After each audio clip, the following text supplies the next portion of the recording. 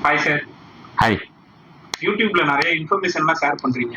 உங்க வீட்ல பசங்களுக்கு அட்வைஸ் பண்ணுவீங்களான்னு ஒரு கமெண்ட் வந்திருக்கு. அதை பத்தி என்ன சார்? ஆக்சுவலா யூடியூப்ல வந்து சொல்றது வந்து அட்வைஸ்லாம் கிடையாது. அட்வைஸ்ன்றது நம்ம யாருக்கும் பண்ண முடியாது. கைடுமே வந்து நம்ம ஏதோ ஒரு பெரிய சக்சஸ்ஃபுல் மேனா இருந்தா கைட் பண்ணலாம். நீங்க பாத்தீங்கன்னா மிகப்பெரிய லைஃப்ல சக்சஸ் ஆனாலாம் வந்து அட்வைஸ்லாம் பண்ண மாட்டாங்க. Just they will tell. ஒரு இளைமொழிக்காக சொல்லுவாங்க, அதுலதான் நிறைய விஷயம் இருக்கும்.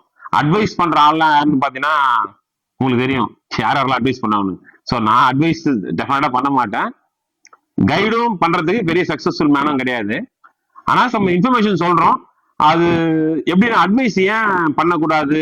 நம்ம யங்ஸ்டர்ஸ்னா வந்து அவங்க வந்து நம்மளும் ரொம்ப ஸ்மார்ட். அதே நேரத்துல வந்து நம்ம அட்வைஸ் பண்ற மாதிரியோ இல்லை கைட் பண்ற மாதிரியோ இருந்ததுன்னா நம்ம வந்து நம்ம தாட்ஸ் அவங்க மேல திணிக்கிற மாதிரி இருக்கும்.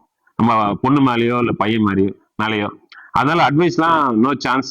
அது ஒரு கமெண்ட் ஒன்று ஆக்சுவலா. இது இந்த ஆக்சுவலான்றதே வந்து ஒருத்தர் கமெண்ட்ல போட்டிருந்தாரு. நீங்க அடிக்கடி ஆக்சுவலா சொல்றீங்க, இனிமேல் சொல்லல, கம்மி பண்ணிக்கிறேன்.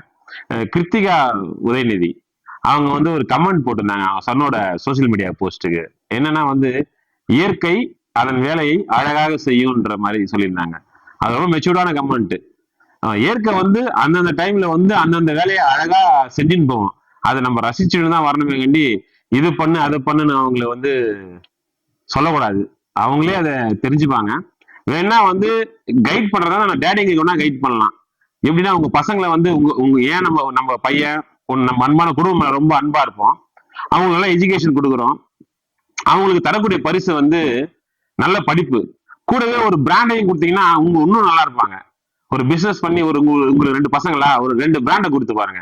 எஜுகேஷன் கொடுத்துட்டு ஒரு பிராண்ட் ஒரு பிசினஸ் கொடுத்துன்னு வச்சுங்களேன், ரொம்ப நல்லா இருக்கும். அப்படின்னா டேடிங்களுக்கு அட்வைஸ் பண்ணுவேன். குழந்தைங்கலாம் நோ சான்ஸ். இப்போ வந்து ஃபார் எக்ஸாம்பிள் வந்து நானு ஓனர் பையன், நானும் ஓனர் இருக்கோம். ஓனருக்கு ஒரு பையன் பிறகுறான், எனக்கு ஒரு பையன் பிறகுறான். 2 பேருமே 20 வருஷம் growth ஆகிறோம்.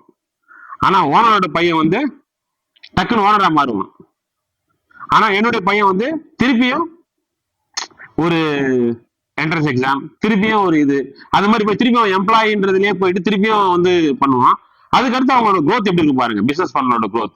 ஸோ நம்ம ஃபேமிலிக்கு நம்ம பசங்களுக்கு நம்ம எதுனா தரது இருந்தா ஒரு பிராண்டை கொடுங்க, ஒரு பிசினஸ் கொடுங்க. ஆக்சுவலா நான் இன்னொரு கதையும் சொல்லியிருக்கேன். என்னன்னா வந்து டைரக்டா போயிட்டு இமயமலை உட்காந்துட்டோம்னா பையனுக்கு வருத்தம் தெரியாது. சுகமே வந்து நம்ம இந்த மலை மேல ஏறி போறதுதான் சுகம். டைரக்டா ஹெலிகாப்டர் போய் உட்காந்துட்டா நம்ம ஏறின என்ன பிளஸ் மைனஸ் என்னெல்லாம் கடந்து வந்துன்ற பாதை தெரியாது. அதனால நான் என்ன சொல்றேன்னா கூட கூட்டு போவாங்க. உங்களுடைய கஷ்ட நஷ்டத்தை பிசினஸ் பையனை கூட கூட்டு போவாங்க. டெஃபினட்டா அந்த பிராண்டை உருவாக்கி கொடுங்க. அவன் இன்னொரு பிராண்டை உருவாக்குவான், நல்லா இருக்கும். ஸோ நான் டேடிங்களுக்கு தான் அட்வைஸ் சொல்லுவேன். பசங்களுக்கு என்னைக்குமே இன்ஃபர்மேஷனோ கைடன்ஸோ அட்வைஸோ நான் சொன்னதே கிடையாது. தேங்க்யூ. Thank you sir.